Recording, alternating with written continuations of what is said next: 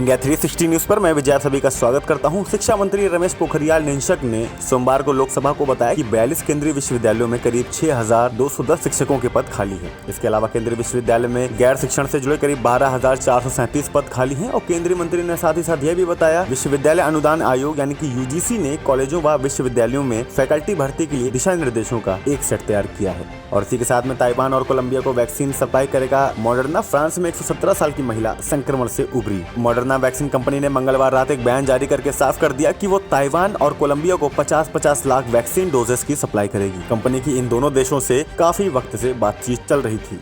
और पाकिस्तान के supreme court का आदेश 100 साल पुराने मंदिर फिर से बनाया जाए और पिछले साल जिनमें भी तोड़फोड़ की गई थी। और कोर्ट ने यह भी कहा कि एडमिनिस्ट्रेशन ये भी बताए कि इस मंदिर को कितने समय में फिर से बना दिया जाएगा। रिपोर्ट के मुताबिक सोमवार को चीफ जस्टिस गुलजार अहमद की अध्यक्षता वाली 3 जजों की बेंच ने मामले की सुनवाई की। इस दौरान चीफ जस्टिस ने अफसरों से कहा कि कोर्ट को यह भी बताया जाए कि मंदिर तोड़ने वालों की गिरफ्तारी की गई थी या नहीं।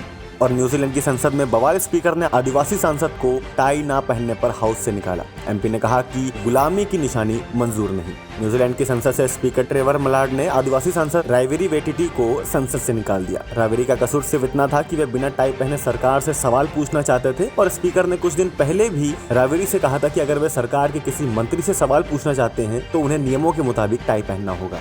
और प्रधानमंत्री नरेंद्र मोदी राज्यसभा से कांग्रेस नेता गुलाम नबी आजाद के लिए फेयरवेल स्पीच देते समय पुराना किस्सा याद कर मंगलवार को भावुक हो गए। उन्होंने बताया कि दोनों उस समय मुख्यमंत्री थे और कश्मीर में गुजरात के पर्यटकों पर आतंकी हमला हुआ था। प्रधानमंत्री के अनुसार फोन पर घटना की जानकारी देते समय आजाद के आंसू नहीं रुक रहे थे। और दिल्ली की अदालत ने गणतंत्र दिवस हिंसा मामले में दीप सिद्धू को 7 दिन की हिरासत में भेजा। पुलिस के अनुसार सिद्धू लाल किले पर हुई हिंसा के दौरान लोगों को भड़काने वाले मुख्य आरोपियों में से एक है। और सिद्धू के वकील ने पुलिस हिरासत का विरोध करते हुए कहा कि वह गलत समय पर गलत जगह पर थे। और नए श्रम कानूनों में कंपनियों को 1 हफ्ते में 4 दिन का विकल्प मिलेगा। श्रम एवं रोजगार मंत्रालय के सचिव अपूर्वा चंद्रा ने कहा है कि केंद्र द्वारा प्रस्तावित नए श्रम कानूनों में कंपनियों को 4 दिन काम और 3 दिन की छुट्टी का विकल्प मिलेगा। प्रस्तावित नियमों के अनुसार सप्ताह में काम के अधिकतम घंटे 48 ही रहेंगे, लेकिन कंपनियां कर्मचारी की सहमति से 1 दिन में 12 घंटे तक काम ले सकती है। और दिल्ली में 24 घंटों में कोविड-19 के कारण कोई भी मौत नहीं, सीएम केजरीवाल ने दी बधाई। सरकार के अनुसार इस अवधि में 100 नए केस रिपोर्ट हुए, जबकि 144 मरीज डिस्चार्ज किए गए। दिल्ली के मुख्यमंत्री अरविंद केजरीवाल ने कहा कि दिल्ली वासियों को बधाई और दिल्ली वालों ने कोविड-19 के खिलाफ बहुत ही कठिन लड़ाई लड़ी है। और केंद्रीय स्वास्थ्य मंत्रालय ने मंगलवार को बताया कि 7 राज्यों और केंद्र शासित प्रदेशों में पिछले 3 हफ्तों में कोविड-19 से कोई भी मौत नहीं हुई। ये राज्य और यूटी, अंडमान एवं निकोबार द्वीप समूह, नागालैंड, अरुणाचल प्रदेश, त्रिपुरा, दादरा एवं नागर हवेली, मिजोरम, लक्षद्वीप हैं। और कोविड-19 टीके से होने वाले साइड इफेक्ट के लिए बीमा का कोई भी प्रावधान नहीं है। केंद्रीय स्वास्थ्य राज्य मंत्री अश्विनी कुमार चौबे ने मंगलवार को राज्यसभा में बताया कि कोविड-19 वैक्सीन लेने वालों के लिए टीकाकरण से होने वाले साइड इफेक्ट या फिर चिकित्सकीय जटिलताओं के लिए बीमा का कोई भी प्रावधान नहीं है। मंत्री ने कोविड-19 टीकाकरण को पूर्णतः स्वैच्छिक बताते हुए कहा कि किसी भी प्रतिकूल प्रभाव का सरकारी अस्पताल में मुफ्त इलाज किया जाएगा। वैक्सीन मुहैया कराने पर पीएम मोदी से अशरफ गनी ने कहा कि इससे बड़ा तोहफा हमारे लिए नहीं हो सकता। उन्होंने कहा कि संकट की इस घड़ी में पीएम मोदी ने कोविड-19 वैक्सीन की 5 लाख डोज देने का फैसला किया और इससे बड़ा तोहफा हमारे लिए नहीं हो सकता। और हैदराबाद में एक नीम के पेड़ को काटने को लेकर वन विभाग ने एक शख्स पर करीब 62,075 रुपए का जुर्माना लगाया। वन अधिकारी CH वेंकटैया गौड़ ने कहा कि 8वीं की एक छात्र ने विभाग के टोल फ्री नंबर पर कॉल करके इस घटना की जानकारी दी। घटना छिपाने के लिए आरोपी ने पेड़ को जलाने की भी कोशिश की थी। केंद्रीय ऊर्जा मंत्री RK सिंह के अनुसार उत्तराखंड में बाढ़ के बाद NTPC के करीब 93 कर्मचारी लापता हैं और 39 कर्मचारी टनल में फंसे हैं, जिन्हें निकालने की कोशिश अभी भी जारी है। और मंत्री ने मृत कर्मचारियों के परिवार के लिए करीब 20 लाख रुपए के मुआवजे की घोषणा की है। उन्होंने कहा कि हम हिमस्खलन के खिलाफ अर्ली वार्निंग सिस्टम लगाने की योजना बना रहे हैं।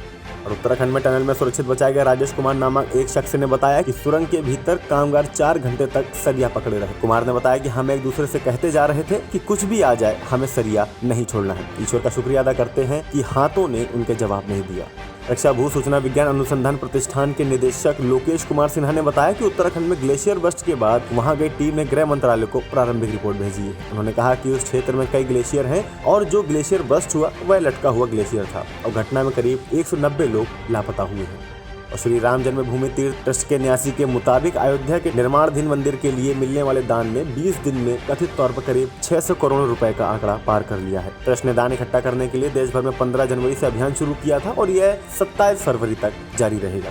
सुप्रीम कोर्ट ने 26 जनवरी के हिंसा मामले में भ्रामक ट्वीट के आरोप में कांग्रेस नेता शशि थरूर, पत्रकार राजीव सरदेसाई समेत 7 पर केस दर्ज में उनकी गिरफ्तारी पर अगली सुनवाई तक रोक लगा दी है। कोर्ट ने दिल्ली पुलिस और यूपी, एमपी, कर्नाटक, हरियाणा सरकार को नोटिस जारी करके जवाब मांगा है और 2 हफ्ते के बाद अगली सुनवाई की जाएगी। और एक भारतीय शादी समारोह में भारत इंग्लैंड टेस्ट की लाइव स्ट्रीमिंग किए जाने की तस्वीर वायरल हुई है। बीसीसीआई की मीडिया टीम के सदस्य मॉलिन पारिक ने तस्वीर शेयर करके लिखा कि प्री डिजिटल युग में कई पारिवारिक कार्यक्रम इसलिए छोड़ दिए गए क्योंकि उसी दिन टीम इंडिया के मैच थे। शादियों के निमंत्रण में अब जरूर बताया जाना चाहिए कि मैच को लाइव स्ट्रीम किया जाएगा। और 4 साल के बाद घर पर कोई टेस्ट हारा है भारत। कोहली की कप्तानी में मिली लगातार चौथी बार हार। चेन्नई टेस्ट में इंग्लैंड ने भारत को 227 रन से हराकर 8 साल से अधिक समय के बाद भारत में अपनी पहली टेस्ट जीत दर्ज की है। साथ ही ये करीब 4 साल में भारत को घरेलू जमीन पर किसी टेस्ट मैच में मिली पहली हार है और भारत अब विराट कोहली की कप्तानी में लगातार 4 टेस्ट मैच हार चुका है। और चेन्नई टेस्ट में इंग्लैंड की भारत पर 227 रन की जीत के बाद पूर्व इंग्लिश कप्तान केविन पीटरसन ने हिंदी में ट्वीट किया। दरअसल ऑस्ट्रेलिया पर भारत की जीत के बाद भी पीटरसन ने हिंदी में पहले भी ट्वीट किया था। और चेन्नई टेस्ट की दूसरी पारी में भारतीय कप्तान विराट कोहली 72 रन पर इंग्लैंड के ऑलराउंडर बेन स्टोक्स की गेंद पर बोल्ड हो गए। पिछले 3 साल में यह पहली बार है जब कोहली टेस्ट में बोल्ड हुए हैं। इससे पहले टेस्ट में जनवरी 2018 में दक्षिण अफ्रीका के खिलाफ जोहान्सबर्ग में कसिगो रबाडा की गेंद पर कोहली बोल्ड हुए थे। और इसी के साथ में मुंबई में हुआ एक्टर राजीव कपूर का अंतिम संस्कार। रणबीर, आलिया व शाहरुख ने दी श्रद्धांजलि। अभिनेत्री प्रियंका चोपड़ा जोनस ने उत्तराखंड में आई आपदा के बाद से बचाव कार्यों में लगे NDRF, Indo Tibet border police और भारतीय वायुसेना की तारीफ की है। उन्होंने एक ट्वीट भी किया है जिसमें उन्होंने यह लिखा है कि आपदा प्रभावित लोगों के साथ मेरी संवेदनाएं हैं और आपके काम की सराहना के लिए मेरे पास शब्द नहीं है। और इसी के साथ में सलमान खान की अपकमिंग फिल्म राधे का टीजर मार्च में रिलीज किया जाएगा। रिपोर्ट में दावा किया जा रहा है कि यह वीडियो 1 मिनट से भी कम समय का होगा, लेकिन इसे देखकर फिल्म के एक्शन का अंदाजा लगाया जा सकता है। इसे अक्षय कुमार स्टार सूर्यवंशी के साथ अटैच किए जाने की भी चर्चा है और साथ ही साथ दावा किया जा रहा है कि टीजर आने के कुछ दिन बाद ही मेकर्स ईद पर सिनेमा घरों में आ रही इस फिल्म का ट्रेलर भी रिलीज कर देंगे। और कंगना रनौत ने सोशल मीडिया पर अपने फिल्म थलाइवी और धाकड़ की बिहाइंड द सीन की फोटो साझा की है, जिसके जरिए उन्होंने अपने ट्रांसफॉर्मेशन की बात कही है। कंगना के मुताबिक एक परफॉर्मर के तौर पर जिस रेंज में वे परफॉर्म करती हैं वैसा दुनिया में कोई और एक्ट्रेस नहीं कर पाती। और टाइगर श्रॉफ की अपकमिंग एक्शन थ्रिलर गणपत की लीड एक्ट्रेस की पहली झलक सामने आई है। खुद टाइगर ने मंगलवार को एक्ट्रेस पर फिल्माया गया एक टीजर शेयर किया और रिपोर्ट की माने तो इस फिल्म में टाइगर अपने पिता की मौत का बदला लेते नजर आएंगे। और इसी के साथ में मौसम की खबर। और बीते 3 दिनों से अच्छी धूप के बाद बुधवार को आसमान में आंशिक बादल छाया रहा, जिस कारण मौसम शुष्क बना हुआ है। तापमान में भी औसतन 1 से 2 डिग्री तक गिरावट देखने को मिल रही है। और बंगाल की खाड़ी में हवा का निम्न दाब बनने के कारण आसमान में 12 फरवरी तक आंशिक बादल छाए रहेंगे। पिछले 3 दिनों में सूरज ने बाजारों की रौनक लौटा दी है। ठंड से राहत मिलने के बाद लोगों की दिनचर्या फिर से पटरी पर लौटती दिख रही है। मौसम विभाग ने पूर्वानुमान जताया है कि आगामी 14 फरवरी तक तापमान औसत तापमान के करीब रहने वाला है। आगे की अपडेट के लिए देखते रहिए इंडिया 360 न्यूज, खबर दिन भर की।